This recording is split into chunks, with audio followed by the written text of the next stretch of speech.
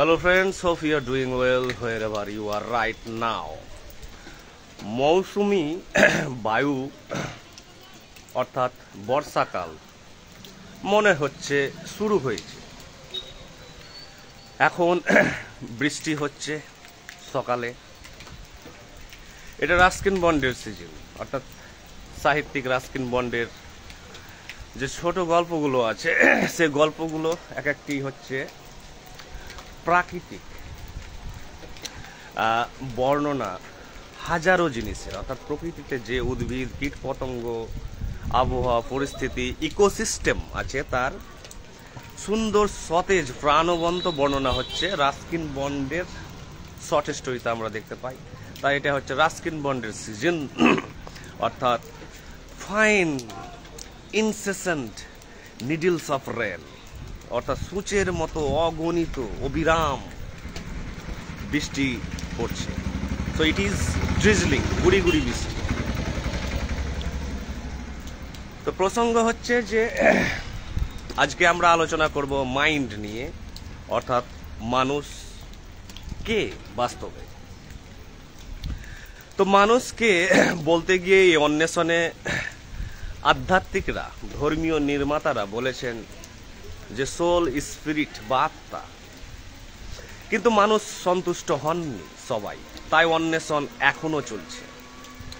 যদি মানুষ সন্তুষ্ট হয়ে যেত ধর্মগ্রন্থের কথা শুনে, গুরুদের কথা শুনে, আধ্যাত্মিক কথা শুনে, তাহলে মানুষ কিন্তু আর ফার্দার এক্সপ্লোরেশন করতেন না, অর্থাৎ অন্বেষণ আর করতেন না। তারা সন্তুষ্ট হয়ে সেখানেই থেকে যেতেন। কিন্তু মানুষের বাসনা, ইচ্ছা হচ্ছে অদম্য, অতৃপ্ত, সর্বদা insatiable, unquenchable thirst for knowledge. ফিজিসিস্টরা বলছেন, অর্থাৎ পদার্থবিদরা বলছেন যে মানুষ হচ্ছে a swarm of subatomic particles held together by electromagnetic force. অর্থাৎ বিজ্ঞান, মূলত পদার্থবিজ্ঞান বলছে যে মানুষ হচ্ছে কোটি কোটি অগণিত অতি সূক্ষ্ম অণু-পরমাণু দিয়ে গঠিত তার শরীর, অর্থাৎ এই যে তার body structure, material body structure. আবার বায়োলজিস্টরা সন্তুষ্ট নন ফিজিসিস্টদের কথায়, আধ্যাত্মিক গুরুদের কথায়। তারা বলছেন না, মানুষ হচ্ছে অগণিত ট্রিলিয়নস অফ সেলস এবং নিউরনস দিয়ে তৈরি, অর্থাৎ স্নায়ু এবং কোষ, অগণিত কোষের ভান্ডার। অর্থাৎ মানুষ হচ্ছে অগণিত কোষের ভান্ডার। আবার অনেকে অনেক রকম ভাবে মানুষকে ব্যাখ্যা করার চেষ্টা করছেন, কিন্তু কোনো ব্যাখ্যাতেই মানুষ সন্তুষ্ট হচ্ছেন না। তাই মানুষের অন্বেষণ ইটার্নাল, অনন্ত অন্বেষণ, অর্থাৎ মানুষের যে এনকোয়ারি নিজেকে নিয়ে, এই মহাবিশ্বকে নিয়ে অনন্ত। তাই মানুষ কোনো একটি বিশেষ জ্ঞান তত্ত্বের দৃষ্টিভঙ্গিতে কিন্তু আটকে নেই। সুন্দর fine weather, monsoon seems to have arrived, অর্থাৎ মৌসুমী বায়ু বা বর্ষাকাল মনে হচ্ছে শুরু হয়েছে, সুন্দর আবহাওয়া। তো মানুষ আত্মা না স্পিরিট, না তার মধ্যে সেলফ আছে, না তার মধ্যে গড আছে, না তার মধ্যে একটি অনন্ত চরম সত্তা আছে যেটি আনডাইং, ইমর্টাল, সেটি অমর। যদি থাকেও মানুষের মধ্যে, আমাদের মধ্যে চরম কোনো অসীম কোনো সত্তা যদি থাকেও, তা আমরা কি করব? আমরা জেনে কি করব? আমাদের কি লাভ? আমি যদি জানি যে আমি গড, আমি আত্মা, তা আমি জেনে কি কাজে লাগবে? আমার সংসারে, আমার প্রাত্যহিক জীবনে, আমার অ্যাম্বিশন ফুলফিল করার ক্ষেত্রে, আমার ড্রিমসকে চেস করার ক্ষেত্রে।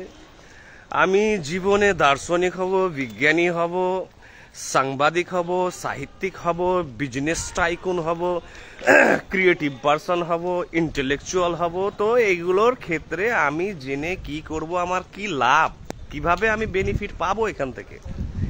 যে আমি গড বা আমি আত্মা এবং পরমাত্মা আছে, এটা জেনে আমার কোন ধরনের জ্ঞানের পরিধি, অর্থাৎ নলেজের জগৎ আমার বিস্তৃত হবে বা বিবর্তিত হবে? মোটেই হবে না। আমি যদি জানিও যে আমি গড বা আত্মা, আমার মধ্যে একটি শাশ্বত সত্তা লুকিয়ে আছে, আমার কোনো কাজে দিবে না। এবং গডও যদি আমার সামনে এসে হাজির হয়, আমার কোনো কাজে দিবে না। তাহলে সবচেয়ে বড় জিনিস হচ্ছে নলেজ। নলেজের চেয়ে, জ্ঞানের চেয়ে বড় গড বা বৃহত্তর কিছু শক্তিশালী জিনিস হতে পারে না এই মহাবিশ্বে। তাই নলেজ অর্থাৎ নিজেকে জানা, যারা বলেন সেলফ নলেজ, আত্মজ্ঞান, আত্মাকে জানা, এটি একটি বৃহৎ ভ্রম। সেটি আমি একাধিক আলোচনায়, ভিডিওতে বলেছি। কিন্তু আমি কাকে জানবো? আমি জানবো আমার সাবকনসিয়াস মাইন্ডকে। That is true knowledge, that is true self knowledge. এটি হচ্ছে প্রকৃত আত্মজ্ঞান। অর্থাৎ আমার মনের যে অগণিত স্তর আছে, মনের যে রহস্য আছে, ইন্ট্রিকেট প্যাটার্ন আছে, জটিল প্যাটার্ন আছে, মিস্ট্রি আছে, তাকে যদি আমি ফ্যাদম করতে পারি, অর্থাৎ তাকে যদি আমি ডিসকভার করতে পারি, তার সম্পর্কে যদি আমি সম্যক জ্ঞান আরোহণ করতে পারি, তাহলে আমি হাজারো ডিলিউশন, ভ্রম থেকে, রং পারসেপশন থেকে, আমার অস্থিরতা, আমার ভয়, উন্মাদনা, আমার গোড়ামি, আমার না বোঝা, আমার ব্যর্থতা, হতাশা থেকে, সমস্ত টক্সিক পদার্থ থেকে, ইমোশন থেকে, আবেগ থেকে আমি বেরিয়ে যাব। এবং আমি যে জ্ঞানের অসীম সমুদ্রে পাড়ি দিতে পারবো, এবং আমার যা ফিল্ড আছে, আমার প্রাত্যহিক জীবন, সাংসারিক জীবন, পারিবারিক জীবন, সাংস্কৃতিক, ঐতিহাসিক, রাজনৈতিক, ধর্মীয় জীবন যা আছে, আমাকে জুড়ে যা কিছু আছে, তার সমস্ত ক্ষেত্রে আসবে কিন্তু একটি বৃহৎ বৃহৎ একটি বৈপ্লবিক পরিবর্তন।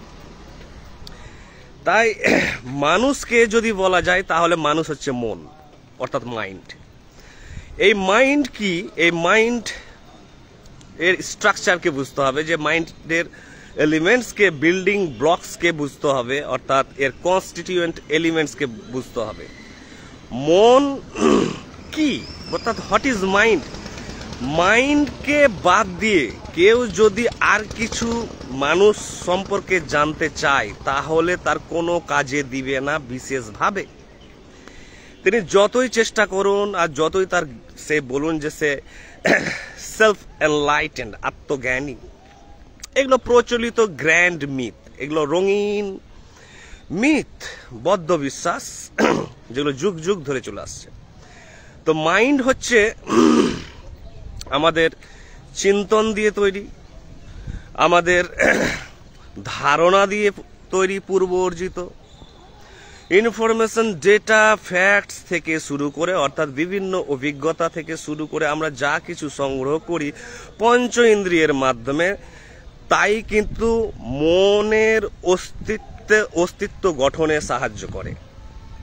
এবং এই সমস্ত কিছু কালেক্ট হয় স্মৃতিতে। তাই মন হচ্ছে স্মৃতি, চিন্তন, তথ্য, অভিজ্ঞতা, ধারণা, বিশ্বাস, আবেগ, সমস্ত কিছু নিয়ে তৈরি হয় মন। মনের নিজস্ব কোনো অস্তিত্ব নেই যে মন বা মাইন্ড এখানে লোকেট হয়ে আছে, অবস্থিত বা সেখানে অবস্থিত।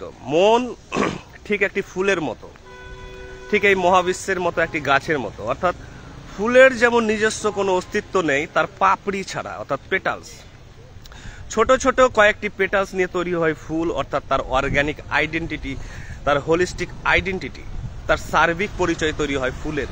ফুলের নিজস্ব কোনো স্বাধীন অস্তিত্ব নেই তার পাপড়ি ছাড়া। তেমনই একটি গাছ, অর্থাৎ কোনো পাতাকে বা শাখাকে বা পোশাখাকে আমরা গাছ বলি না। গাছ হচ্ছে একটি হোলিস্টিক আইডেন্টিটি, একটি অর্গানিক আইডেন্টিটি, অর্থাৎ তার সার্বিক পরিচয়কে বলা হয় গাছ। তেমনি এই মহাবিশ্ব হচ্ছে একটি সার্বিক পরিচয়। অর্থাৎ এই মহাবিশ্বের কোন একটি নির্দিষ্ট গ্রহ বা নক্ষত্রকে আমরা কখনো বলি না এটি মহাবিশ্ব। কোন একটি নির্দিষ্ট মানুষকে বা কোনো একটি নির্দিষ্ট বস্তু, পদার্থ, কীট পতঙ্গকে আমরা কখনো বলি না এটি মহাবিশ্ব। এই মহাবিশ্ব হচ্ছে একটি লার্জ, একটি টোটাল আইডেন্টিটি, সমস্ত উপাদান নিয়ে তৈরি হয় মহাবিশ্ব। এবং তাই মহাবিশ্বের নিজস্ব কোনো স্বাধীন, স্বতন্ত্র, বিচ্ছিন্ন কোনো অস্তিত্ব নেই। তেমনি হচ্ছে মন। মনের কোনো নিজস্ব স্বাধীন অস্তিত্ব নেই। হাজারো চিন্তন, হাজারো ধারণা, পূর্ব অর্জিত অভিজ্ঞতা, তথ্য, ইনফরমেশন, ডেটা, স্মৃতি নিয়ে তৈরি হয় মন। এই মন সম্পর্কে বলতে গিয়ে গৌতম বুদ্ধ যেটি বলেছেন, এবং সবচেয়ে তার পাওয়ারফুল উপলব্ধি এবং যাকে কেন্দ্র করেই কোটি কোটি বই লেখা হয়েছে, কোটি কোটি ধর্মীয় প্রভাব পড়েছে হাজারো ফিল্ডে, কোটি কোটি ফিল্ডে। সেটি হচ্ছে গৌতম বুদ্ধের একটি চূড়ান্ত অভিজ্ঞতা, সেটি হচ্ছে সময়, অতীত বা ফিউচারের কোনো অস্তিত্ব নেই, অস্তিত্ব আছে শুধু বর্তমানের, অর্থাৎ নাও। গৌতম বুদ্ধের সবচেয়ে পাওয়ারফুল কথা হচ্ছে নাও, দ্য প্রেজেন্ট মোমেন্ট, এখন। কারণ গৌতম বুদ্ধ বলছেন যে অতীতে গেলে আছে পীড়া, দুঃখ, অভিযোগ, অনুতাপ, ভবিষ্যতে আছে ভয়, দুশ্চিন্তা, তাই বর্তমানে বাঁচো। এই বর্তমানে বাঁচাকে কেন্দ্র করেই হচ্ছে বুদ্ধিস্ট সমস্ত দর্শন, অর্থাৎ গৌতম বুদ্ধের একটি ওয়ার্ড। গৌতম বুদ্ধ 5 বছর নিরলস ধ্যান করার পরে তিনি একটি জিনিস খুঁজে পেয়েছেন, আর দ্বিতীয় কিছু নয়। সেটি হচ্ছে সেন্ট্রাল টু বুদ্ধিজম, সেটি হচ্ছে নাও, অর্থাৎ সময়, এখন বাঁচো। বি অ্যালাইভ, জীবন্ত হও এখন, জেগে থাকো এখন, যা করছো, যা কিছু করছো, কথা বলছো, কাজ করছো, হাসছো, সমস্ত কিছু ব্যাপারে তুমি জাগ্রত অবস্থা থাকো বর্তমান। কিন্তু আমি বেশ ভালোভাবে দেখেছি যে গৌতম বুদ্ধ যেটি বলছেন যে অতীত এবং ফিউচার যেহেতু ইররেলেভেন্ট এবং বর্তমানই সব, কিন্তু আমি দেখেছি যে বর্তমান এবং ভবিষ্যতের কোনো অস্তিত্ব নেই, শুধু অস্তিত্ব আছে অতীতের, পাস্টের। অর্থাৎ ফিউচার বা প্রেজেন্ট মোমেন্টের কোনো অস্তিত্ব নেই। তাহলে কি গৌতম বুদ্ধ বৃহৎ ভ্রমের শিকার হয়েছেন?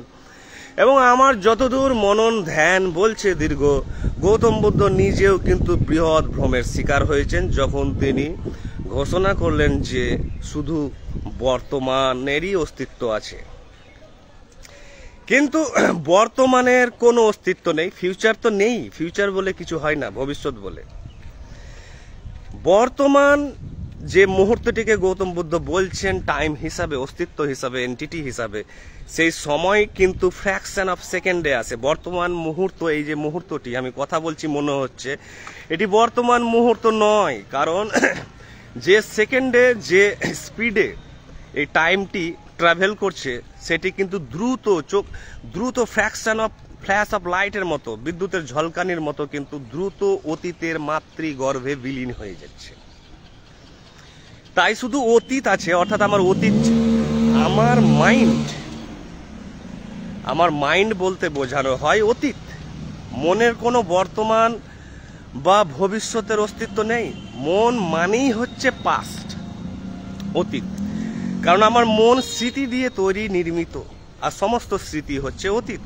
আমার সমস্ত জ্ঞান, আমার দেখা, আমার চিন্তা ভাবনা, সমস্ত কিছু হচ্ছে অতীত, পাস্ট, অনলি পাস্ট এক্সিস্ট।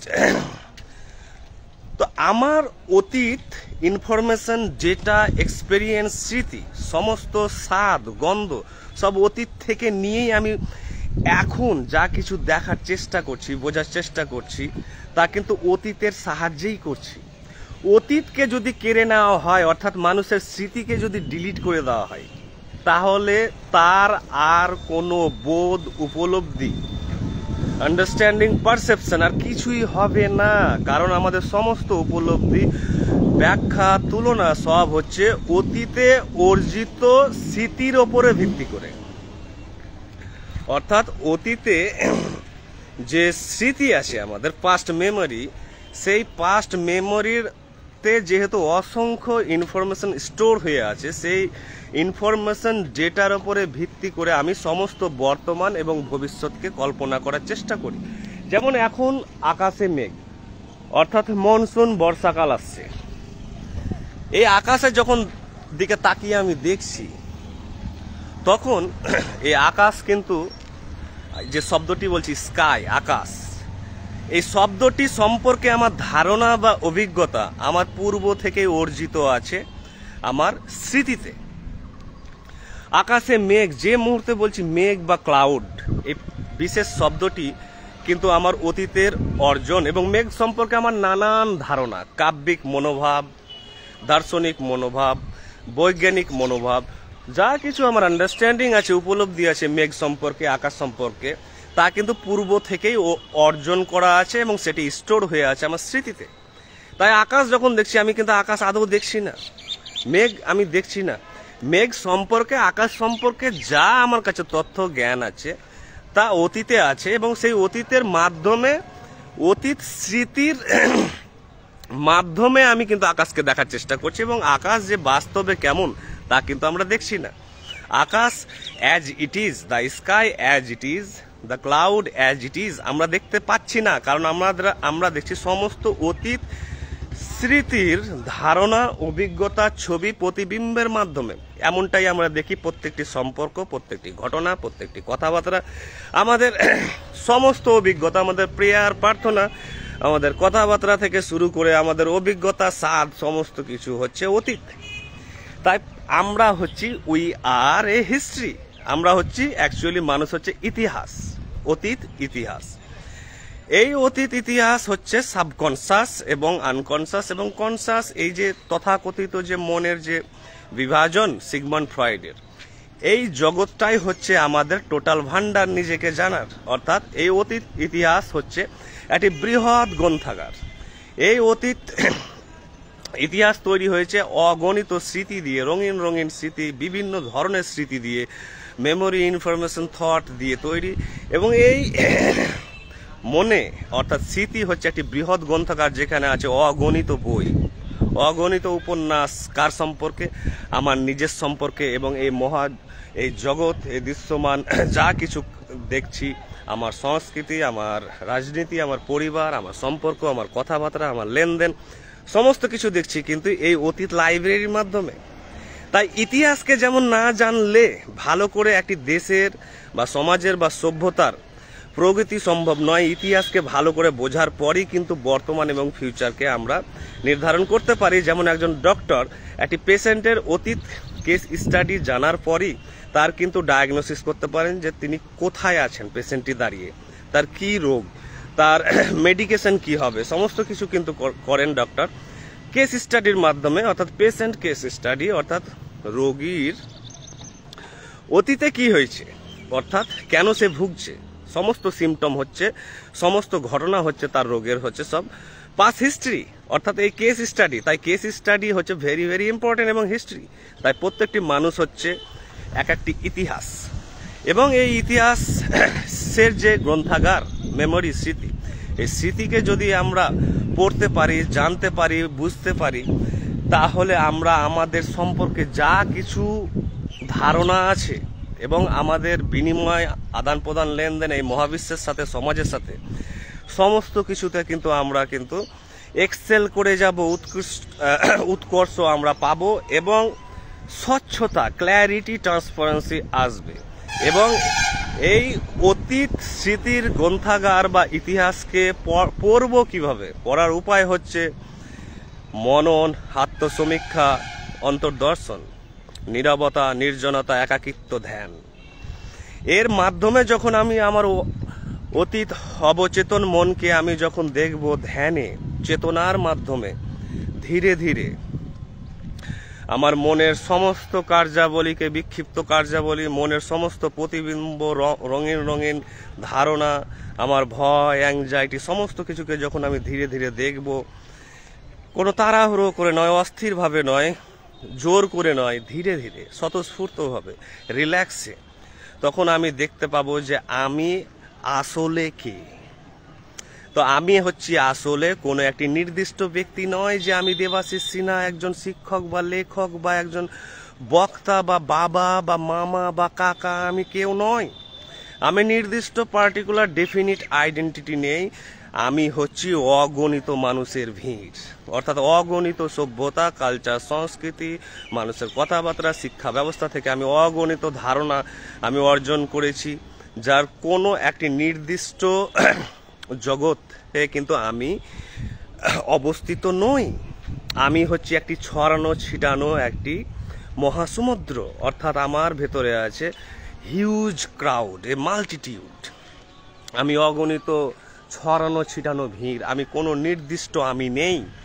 অর্থাৎ হু অ্যাম আই যেটি বলছে, আমি কে, আমি কেউ না, আমি অগণিত মানুষের ভিড়, আমি অগণিত সত্তার খণ্ড খণ্ড অংশ। আমি হচ্ছি ফিলোজফিতে যাকে বলা হয় ইন্টারসাবজেক্টিভিটি, অর্থাৎ মানুষের যা কিছু প্রচলিত বিশ্বাস ধারণা আছে তাকে আমি অ্যাবজর্ব করেছি এবং তারাই রাজত্ব করছে, তারাই প্রভাবিত করছে, তারাই পরিচালিত করছে, তারাই নিয়ন্ত্রিত করছে আমাকে। নির্দিষ্ট ডেফিনিট আই বলে কিছু নেই, অর্থাৎ বিশেষ আমি যে নারী বা পুরুষ বলে কিছু নেই, বিশেষ বাবা বা বিশেষ আমার কোনো মৌলিক সহজাত পরিচয় নেই। আমি হচ্ছে একটি মহাসমুদ্র, যেখানে অগণিত সমুদ্রের যে জলকণা আছে, ড্রপস অফ ওয়াটার আছে, প্রত্যেকটি হচ্ছে আমার মধ্যে স্মৃতিতে বিভিন্ন প্রতিবিম্ব, ধারণা, অভিজ্ঞতা, বিশ্বাস আমার কিন্তু তৈরি করে রেখেছে। আর এই প্রত্যেকটি ইনফরমেশন হচ্ছে সমুদ্রের এক একটি জলকণা। তাই আমি কোষ অবশ্যই বায়োলজিস্টের, আমি অবশ্যই ফিজিসিস্টের সাবঅ্যাটমিক পার্টিকেল, আমি অবশ্যই রুহু বা আমি আত্মা বা সোল বা স্পিরিট। কিন্তু আমার আসল পরিচয় হচ্ছে যে আমি একটি ভাস্ট স্প্রলিং ইনফিনিট সোর্স অফ ইন্টারসাবজেক্টিভিটি, অর্থাৎ আমার মধ্যে আছে অগণিত ধারণা, অভিজ্ঞতা, যার কোনো নির্দিষ্ট আমি নই, যার কোনো একটি বিশেষ ধারণা আমি নই। আমি একটি কেওস, আমি একটি বিশৃঙ্খলা, আমি একটি ডিসঅর্ডার। আমি হচ্ছে এই মহাবিশ্বের মতোই হচ্ছি বৈচিত্র্যময় এবং ডাইভার্স, হেটেরোজিনিয়াস। আমি নির্দিষ্ট গাছ নই, আমি নির্দিষ্ট ফুল নই, আমি নির্দিষ্ট গ্রহ নই, আমি নির্দিষ্ট নক্ষত্র নই, আমি গ্যালাক্সি নই। আমি হচ্ছে এই মহাবিশ্ব, অনন্ত মহাবিশ্ব। আমার মধ্যে আছে অনন্ত বৈচিত্র্য। আর নির্দিষ্ট কোনো একটি বস্তু বা দ্রব্য বা ধারণা, অভিজ্ঞতা আমি কিন্তু নই। আমি টোটালটাই আমি, অর্থাৎ আমি ছড়ানো ছিটানো আমি।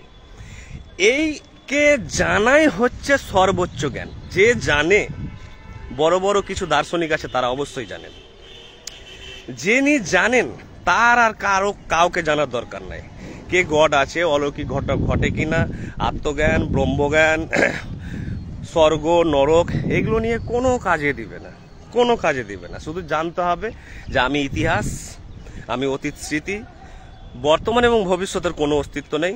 আমার শুধু আছে অতীত সময়, এবং এই অতীত সময়কে যে যত স্টাডি করবে, যে যত ডিটেক্ট করবে, যত মননে একে দেখার চেষ্টা করবে অবচেতন মনে, সে তত নিজের সম্পর্কে তার স্বচ্ছ ধারণা আসতে থাকবে।